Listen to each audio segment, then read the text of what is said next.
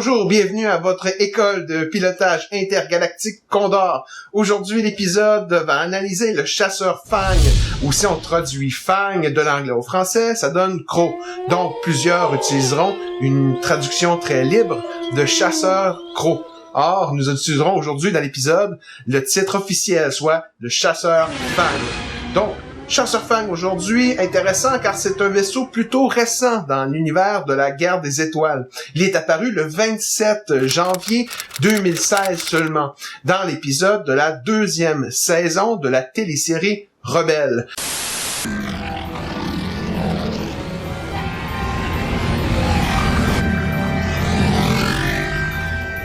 Votre attention, vaisseau non répertorié. Ici Fenro, le protecteur de Concorde Dawn. Vous pénétrez notre espace aérien.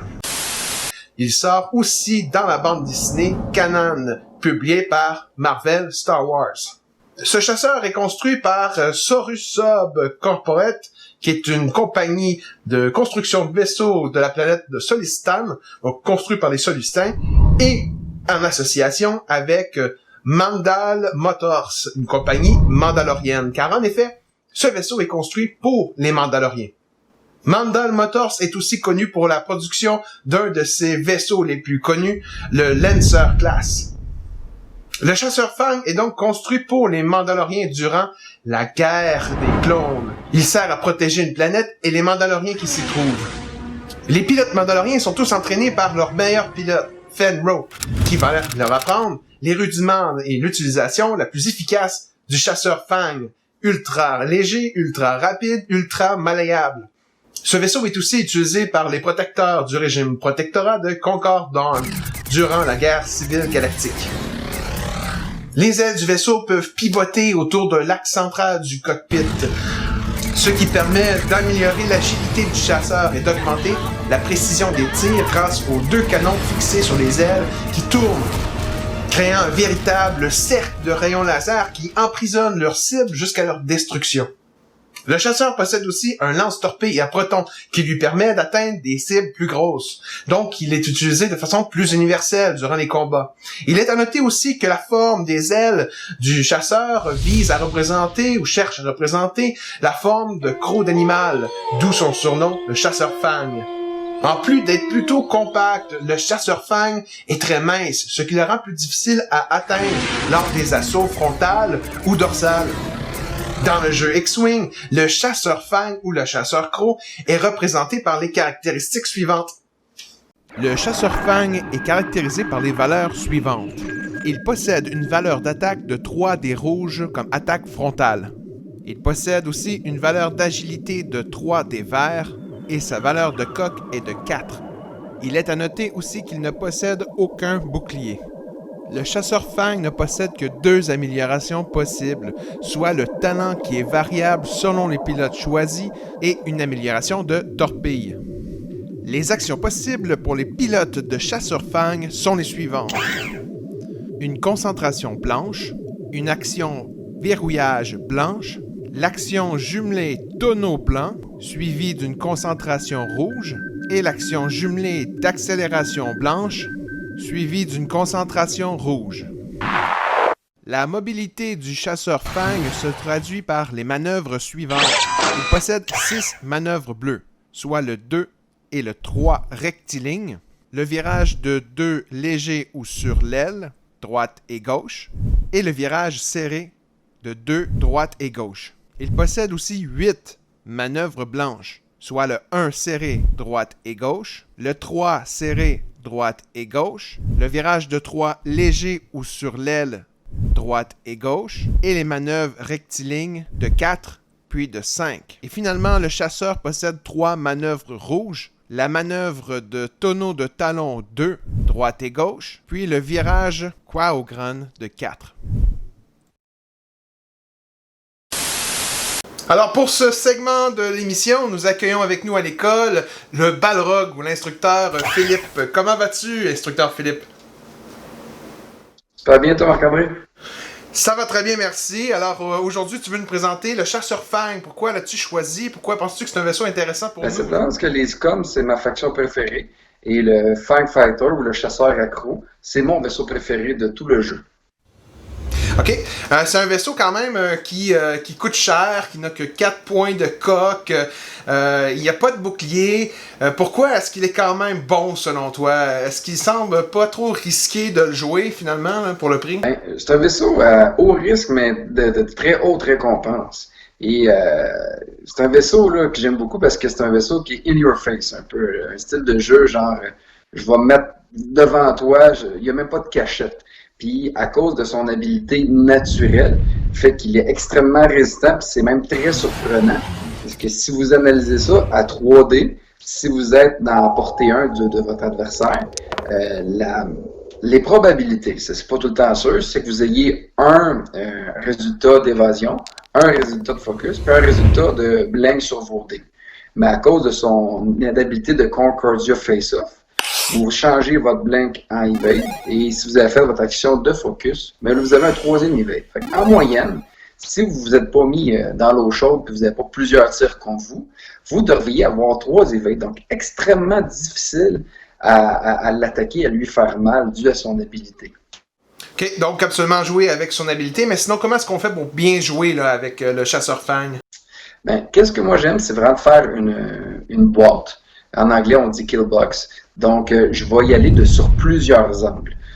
Quand je vois que mon adversaire se compromet et va vraiment attaquer un vaisseau, bon, ben lui, je vais faire une manœuvre vraiment plus déroutante ou qui s'attend moins ou que je sais que tous ces vaisseaux ne pourront pas avoir une arme de tir dessus.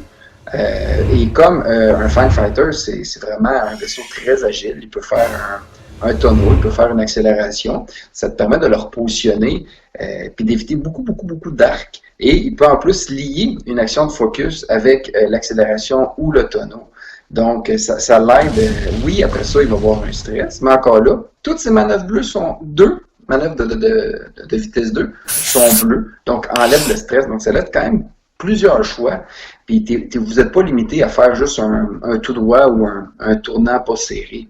Donc, après ça, les autres vaisseaux avec lesquels vous avez fait la boîte, ben, eux convergent vers les vaisseaux ennemis, leur tirent dessus. Eux vont pouvoir prendre leurs améliorations à l'attaque et non à la défensive. Puis, le tour d'après, mais votre adversaire va falloir qu'il se retourne, donc sûrement gagner un stress pour vous faire face.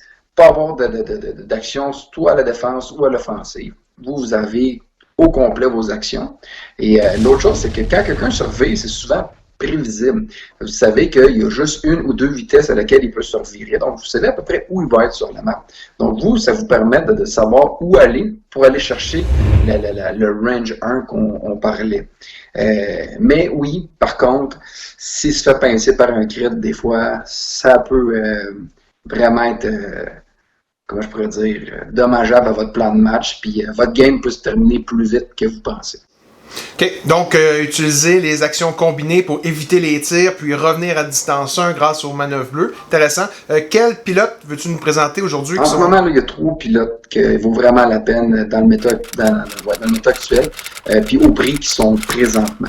Le premier, sans surprise, c'est Fenrir. Son habileté est extraordinaire. C'est qu'à range 1, peu importe que vous soyez dans son arc, quand il se fait attaquer, il gagne un dé de défense ou un dé d'attaque de plus. Donc, quand vous attaquez un ranger à 5 dés, ça fait possiblement très mal. Surtout quand vous attaquez contre un as ennemi. Et comme Fenrir a une initiative de 6, mais ça vous permet de vous placer, souvent de jouer après les autres. Avec Fenrir, souvent, la seule amélioration que vous allez mettre avec des Fang Fighters, c'est une amélioration de talent. Mettez jamais une torpille à ce vaisseau-là, ça n'en vaut pas la peine. Vous allez chercher souvent la portée 1. Vous allez déjà tirer 4 dés, donc mettre une torpille à gros prix ne vaut vraiment pas la peine. Puis les talents, mais encore là, moi je trouve que juste 3 talents qui valent la peine. Ça va être soit le Out Maneuver, soit le Crackshot, ou en dernier lieu le talent des scum qui est Fearless, en français le titre m'échappe là. Intrépide.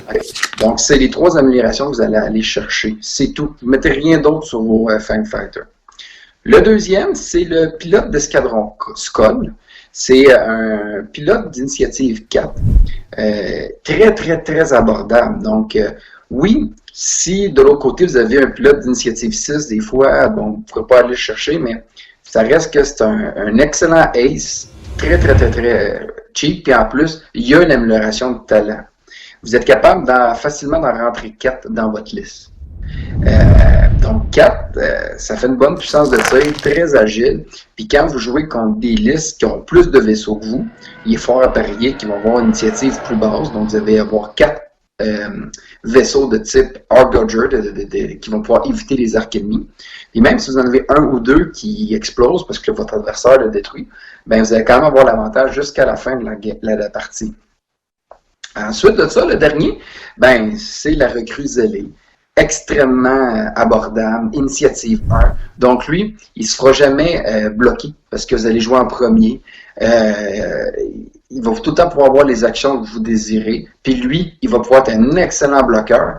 En plus qu'il y a tous les talents, les actions pour pouvoir se repositionner. Donc souvent, votre adversaire, c'est dur de savoir où vous allez bloquer. Parce que vous pouvez vous repositionner avec un tonneau ou une accélération qui fait que de dire, bon, ce vaisseau-là, d'après moi, il va aller là, c'est très, très dur à prévoir. Oui, mais un joueur d'expérience, lui, qui peut connaître les manœuvres et les prévoir, c'est dangereux, non? Il me semble. Ben, regarde, oui, si vous faites pincer à range 2, mais si vous réussissez à rester à une distance de 3 ou de 1, ça vaut vraiment la peine de l'avoir. Il faut juste vous méfier aux vaisseaux à multiples angles de tir. Un Fire Spray, par exemple. Votre habilité va marcher seulement quand vous êtes dans l'arc de tir avant de votre adversaire pour la défense. Donc, moi, j'avais déjà été à portée de tir 1 d'un Fire Spray dans son arc arrière. Je me pensais, comment on pourrait dire, en sécurité. Je me dis, je vais pouvoir changer un résultat en évasion. Mais ça marche juste vers l'avant.